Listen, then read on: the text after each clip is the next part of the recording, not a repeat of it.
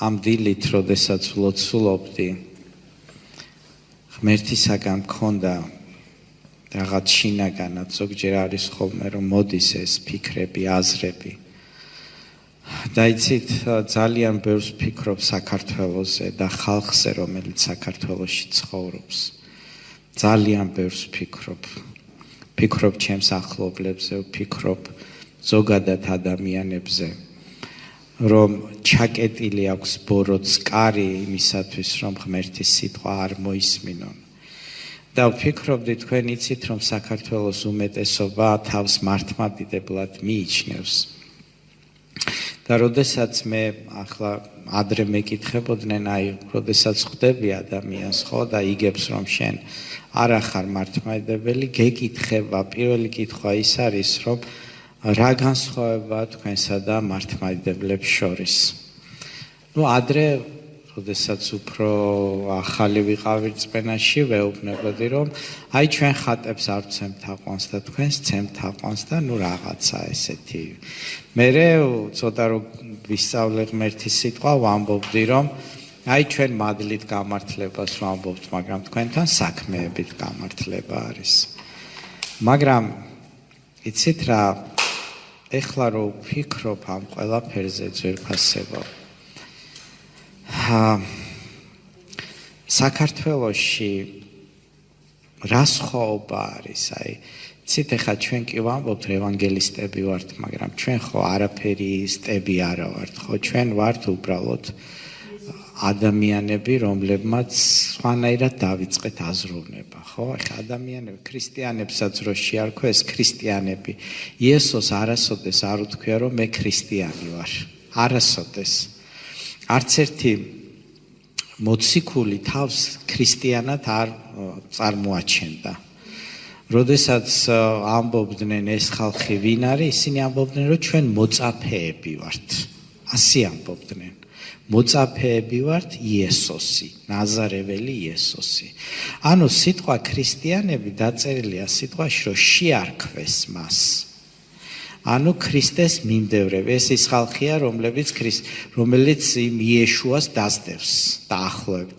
იეშუას რომ მისდევენ, ის ხალხი არის, ხო? და ესე შეერქვათ ქრისტიანები, მაგრამ მოციქულები არასოდეს არ ფიქრობდნენ, რომ რაღაცა ესე იგი ჩამოაყალიბეს მიმდინარეობა, რელიგიური ინსტიტუცია და ამას ეკუთვნიან ახლა, მით უმეტეს მართლმადიდებლები. არა, ისინი ფიქრობდნენ, რომ თვითონ იესოზე ძვირფასებო, იცით რას ამბობდნენ? ვინ არის ეს კაციო, როდესაც იესოსზე ესე იგი უნდათ გაერკვიათ, ვინ არის ეს კაციო? იმას კი არ ამბობდნენ, რომ ეს ქრისტიანი არისო. არა, მასზე ამბობდნენ, რომ არასოდეს კაცს ასე არ ულაპარაკნიაო. ანუ, როდესაც უნდათ იესო დაეხასიათებინათ, ხო? ამბობდნენ, რომ ეს რა ვიცი, რაღაც სხვანაირად ლაპარაკობს, განსხვავებულად ლაპარაკობს. განსხვავებულად ვისგან? იმათგან იესო ქრისტე რაზე ლაპარაკობდა? მამაზე, ღმერთზე და ღმერთის სამეფოზე. იესო ქადაგებდა ღმერთის სიტყვიდან. კიდევ ვინ იყო ის ხალხი, ვინც ქადაგებდა ღმერთის სიტყვიდან? იმდროინდელი მღვდლები, ფარისევლები, მწიგნობრები. ამიტომ, როდესაც უსმენდნენ თავის მღვდლებს, რომელიც ტრადიციულად ქადაგებდნენ და უსმენდნენ იესოს, თქვეს, რომ ეს კაცი სხვანაირად ლაპარაკობსო, განსხვავებულად მღვდლებისაგანო.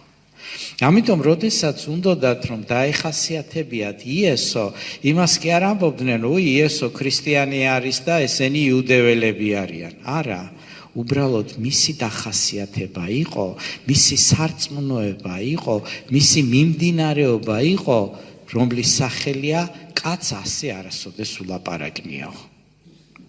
ასე ვართ ჩვენც ახლა ძვირფასებო, ჩვენ რაღაც ახლა მიმდინარე, ჩვენ ახლა ევანგელისტები ვართ, ისინი მართლმადიდებლები. ეს არის ამ ქვეყნიური წარმოდგენები. მაგრამ ჩვენ უბრალოდ მე სხვანაირად ვხედავ საგნებს. და ჩვენ ყველანი იესო ქრისტე, როდესაც უყურებდა, როდესაც იესო ქრისტემ გადაშალა ესაიას წიგნი, ფარისევლებმა სხვაგვარად იქადაგეს, იესომ სხვანაირად იქადაგა. როდესაც სხვა ადგილს შლიდა, როდესაც ღმერთის სამეფოზე ლაპარაკობდა, იესო სხვაგვარად აზროვნებდა, ხოლო ფარისევლები და მწიგნობრები და მღვდლები სხვაგვარად აზროვნებდნენ. ანუ ჩვენ ძვირფასებო ეხლა რაღაც ხალხს ეუბნებიან, რომ ესენი ისეთ სხვა მიმდინარეობა, ჩვენ სხვა მიმდინარეობა კი არა ვართ. ადამიანები ვართ, რომელთაც სხვაგვარად გვესმის და სხვაგვარად გვეხსნება. ზეცის სამეფო, დიდება იესოს. ამიტომ ეხლა შეხედეთ ძვირფასებო, საქართველოში არის პროპაგანდა. რაღაცა, მანდ არ მიხვიდეთ, მანდ რაღაცა, ეს ყველაფერი twins ურეცხავენ ადამიანებს, მაგრამ ფაქტი არის, რომ განსხვავება არის. განსხვავება იყო იესო ქრისტესა და მღვდლებს შორის. თუმცა ერთი წიგნი ჰქონდათ და ერთი მამა ყავდათ. ანუ ჩვენც იესოზე ვლაპარაკობთ და ისინიც იესოზე ლაპარაკობენ, ხო? ამ შემთხვევაში იესო ქრისტე ვინ ღმერთს სხვა ღმერთზე ლაპარაკობდა? არა, იესო ქრისტეც იმ ღმერთზე ლაპარაკობდა, რა ღმერთზეც მღვდლები ლაპარაკობდნენ. ებრაელების ისრაელის ღმერთზე, აბრაამის, ისააკის და იაკობის ღმერთზე. ანუ ღმერთი ერთი იყო მათთვის.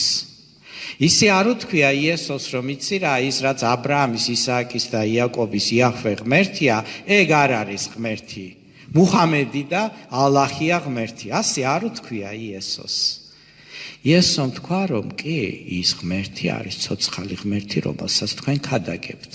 მაგრამ თქვენ არასწორად გეხსნებათ ღმერთის მამის შესახებ. აი ხლა მე გეტყვით, ვინ არის მამა. და ეს არის სწორი და ეს არის ჭეშმარიტი გაგება. და ამისთვის მოკლეს ის. მეორე არის ის, რომ ჩვენ ვფიქრობთ, როგორ შეიძლება რომ დავანახოთ ადამიანებს, რომ მათი აზროვნებათა სისტემა არასწორი არის. დღეს საქართველოში ძვირფასებო, დღეს საქართველოში ადამიანები ფიქრობენ, რომ ყველა მიდის სამოთხეში, ყველა ცხონდება. აი გადახედეთ თქვენს ყველა სანათესაოს ახლობლებს, ვინც გარდაცვლილი არის, თუ ვინმეზე არის ეჭვი, რომ წარწმედილია. თუ თავი არ მოუკლავს, ასე ვთქვათ, რომ მათი გაგებით, ხო? ჩვენ ლექსიკაშიც კი გვაქვს, რომ გარდაცვალზე რო ვიტყვით ხოლმე, ცხონებული ვერ მოესწრო მიშვილიშვილს, ანუ ცხონებული სიტყვა. სიტყვა ცხონება ნიშნავს გადარჩენას, ანუ ზეცაში წავიდა, სასუფეველში წავიდა, ხო? ცხონებული რო ამას მოსწრებოდა, ცხონებულმა რომ ეს გაიგოს, ხო? სიტყვა ცხონებულს ხმარობთ ხოლმე ჩვენ. გარდაცვლილ ადამიანზე. თქვენ ვერ გაიგებთ, რომ წარწმედილია, წარწმედილს რატო არ მოესწრო ეს შვილიშვილი, ან წარწმედილმა რატომ არ ნახა ეს ყველაფერი. ასეთი ჩვენს ლექსიკაში არ არის.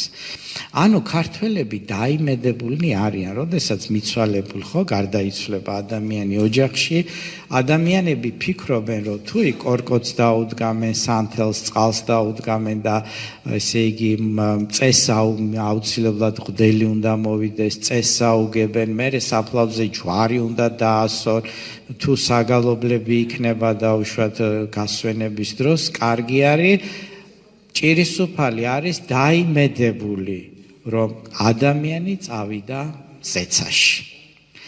აი ეხლა, აქ არის პრობლემა ძვირფასებო.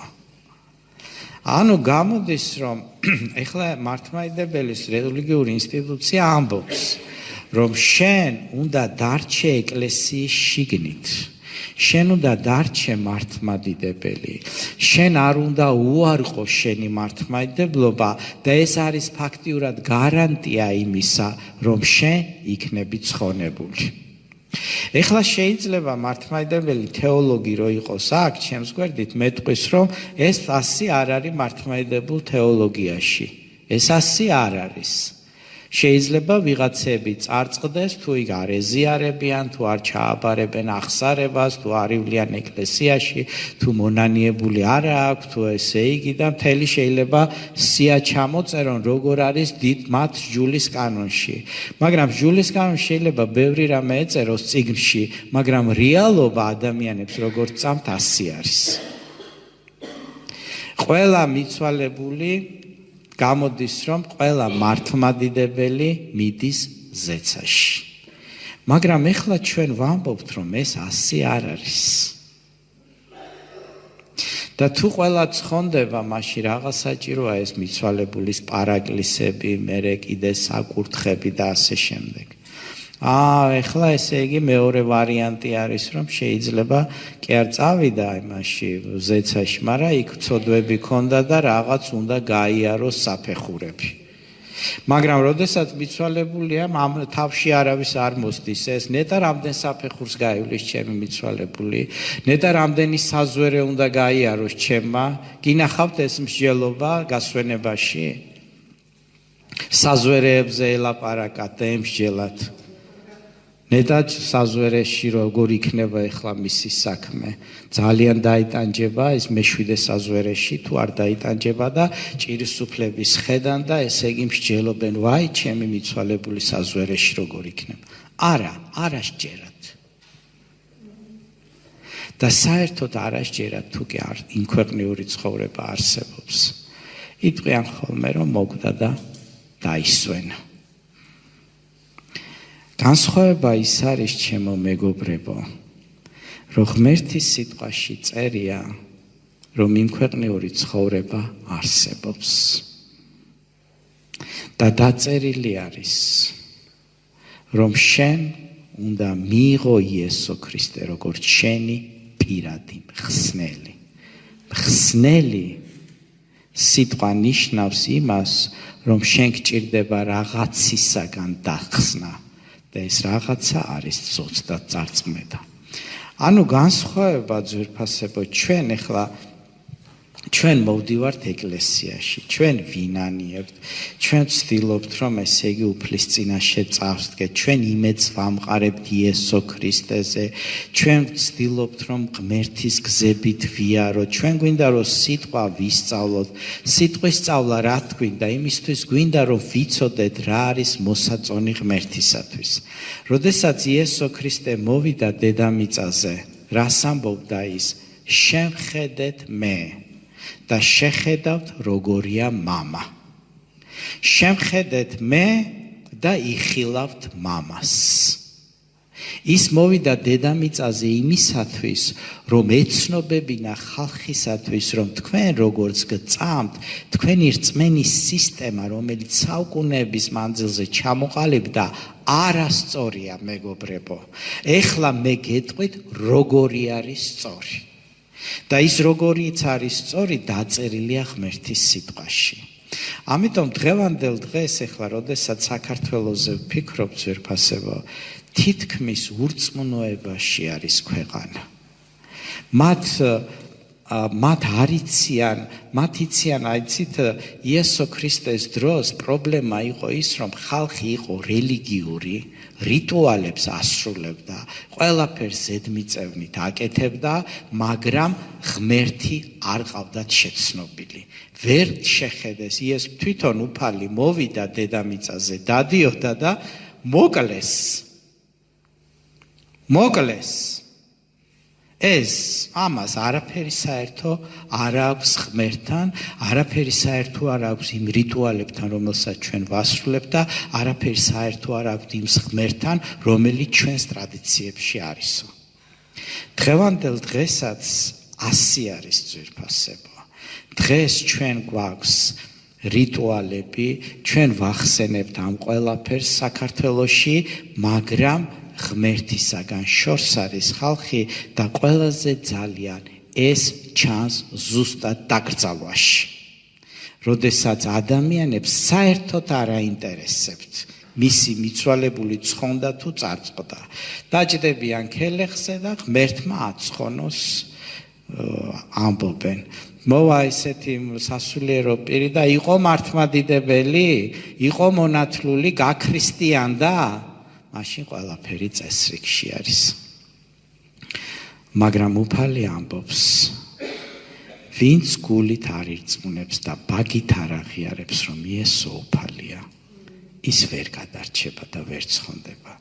ამიტომ სხვაობა ჩვენსა და ამ მართლმადიდებლებს თუ მართლმადიდებლურ გაგებას შორის ის არის, რომ ჩვენ ვამბობთ, რომ რწმენა არის გულით და არა რომელიმე რელიგიურ ინსტანციაში, ინსტიტუციის მიკუთვნებულობით.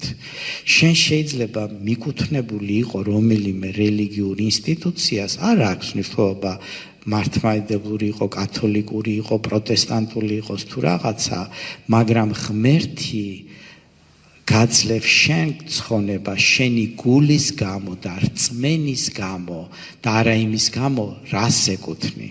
იცით, ეს ეკლესიები ამბობენ, რომ ეკლესიის შიგნით არის ცხონება. ამას ამბობენ.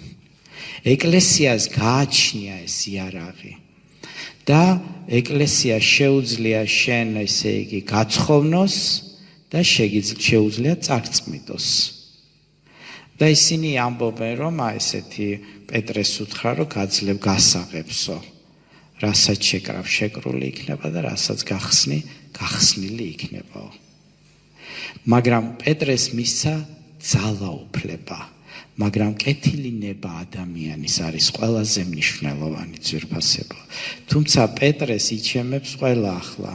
რო კითხო კათოლიციზმს, პეტრე იყო პირველი პაპიო.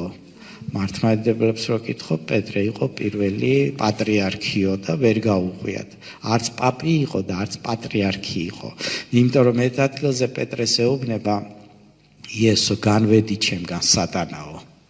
როდესაც მან არ გააკეთა ის და არ თქვა ის, რაც საჭირო იყო. იესო არის ყველაფერი და არა ადამიანი. და ის გვაძლევს ჩვენ ძალაუფლებას.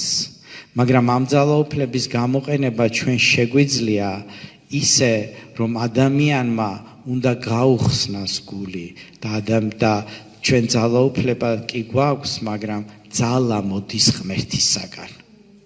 ჩვენ შეგვიძლია ჩვენი ბაგე გავხსნათ, მაგრამ ღმერთმა თუ არ იმოქმედა, შენი პირდაღებული დარჩები.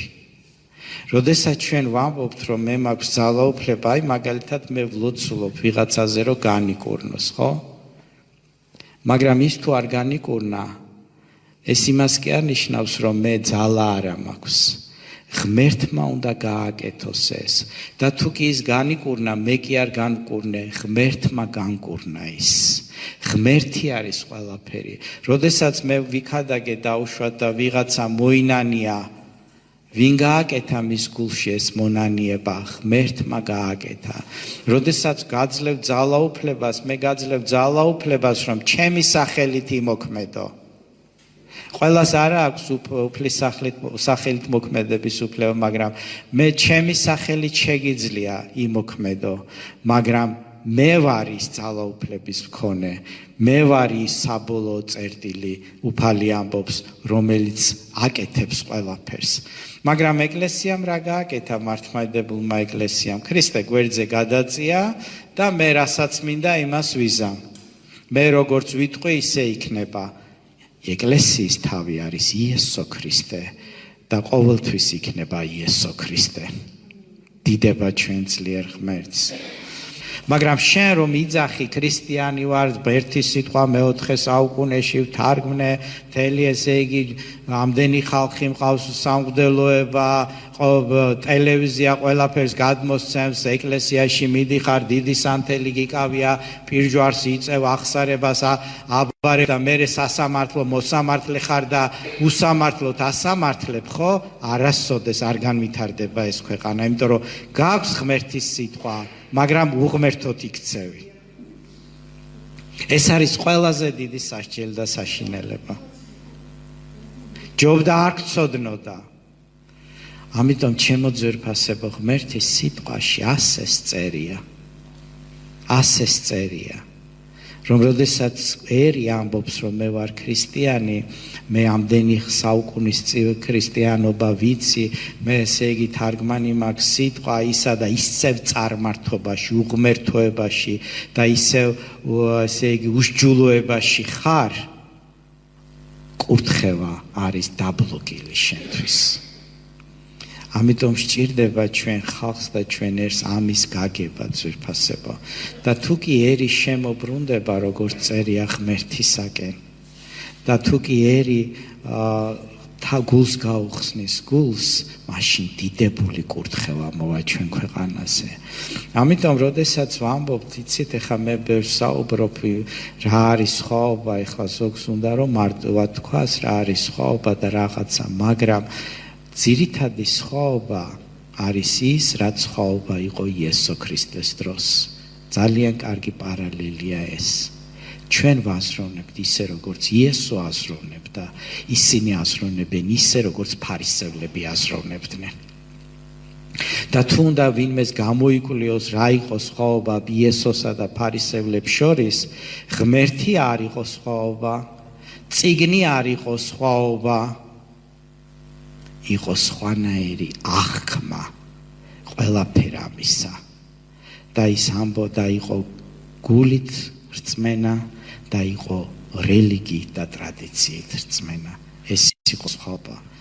ჩვენ უნდა აუხსნათ ჩვენს ახლობლებს ძვირფასებო და როგორ მინდა რომ ღმერთის სული შეეხოს ყველას, იმიტომ რომ იცით დღეს არ არის ამაზე მსჯელობა, საქართველოს სჭირდება ახალი მიმართულება. ვის თუ ადამიანს სინდისი აქვს, უფალი გამოუჩენს ბევრ ამას ძვირფასებო. ყველაზე დიდი პრობლემა არის უსინდისობა, რომელიც ყველგან არის. აი მაგალითად მოსამართლე, ხო? მოსამართლეს თუ სინდისი აქვს, ის არ გაუშვებს ციხეში მართალ კაცს. გინდა ბუდისტი იყოს და გინდა ქრისტიანი და გინდა იყოს ღვთისპირიდან გადავარდნილი ათეისტი. თუ სინდისი აქვს მას, ხო, არ გაუშვებს ციხეში მართალ კაცს. და ის უფრო გამართლებული იქნება, ვიდრე დიდი სანთლით ხელში რო ყოველ კვირას აღსარებას აბარებს, გადააფარებს და აღსარებას და ესე იგი ზიარებას იღებს, იმის მიმართ ღმერთი უფრო ბრისხანე იქნება.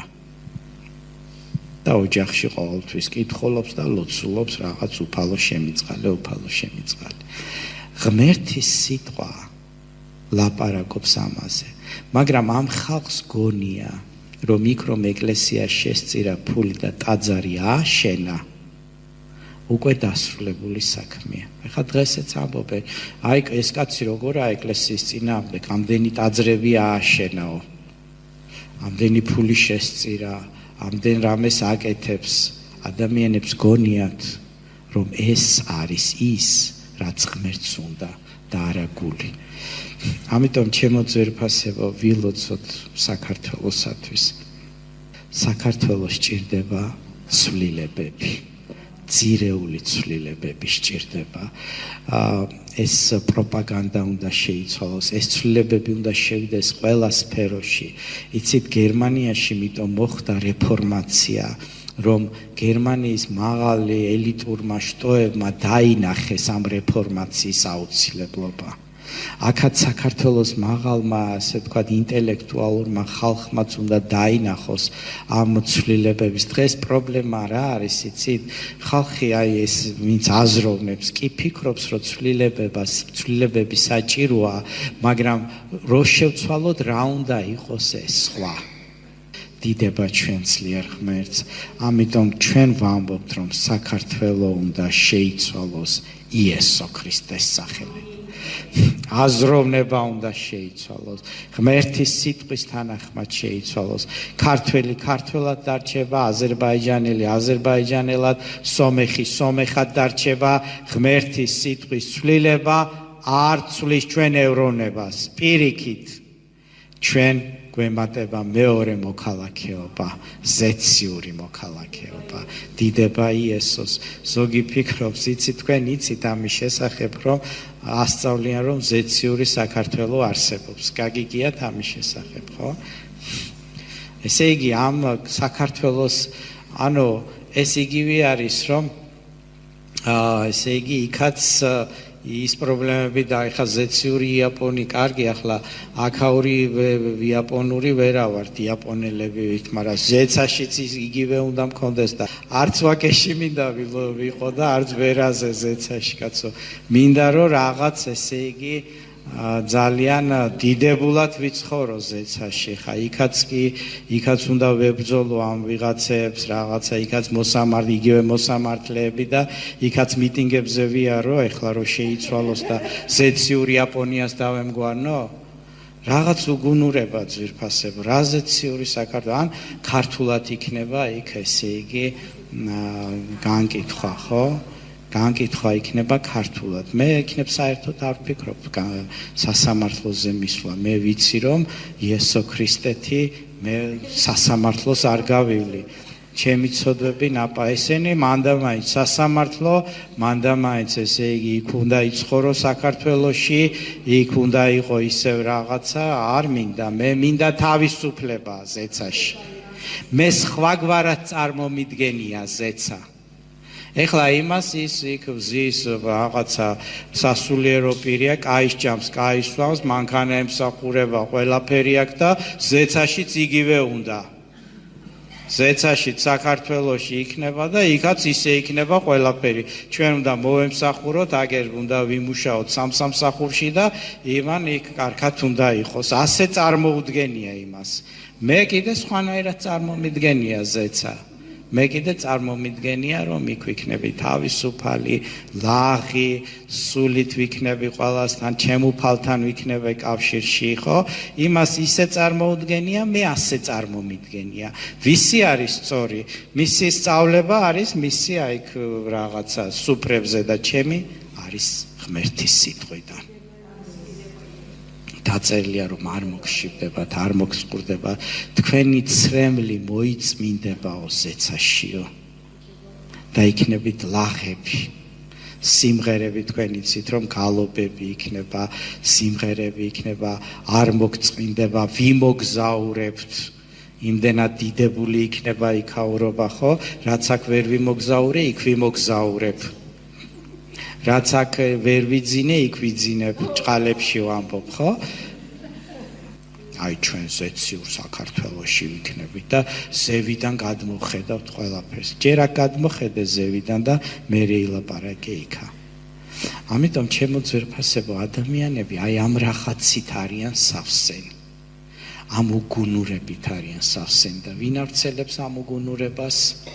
მათ ისინი, ვისაც არ ესმის ღმერთის სიტყვა, ვინც მშვინვიერნი არიან, ვისაც ურთიერთობა არ აქვს ღმერთთან, ვისაც დაღუპვისკენ მიყავს ხალხი და არა ზეციარსკენ და ცხონებისაკენ.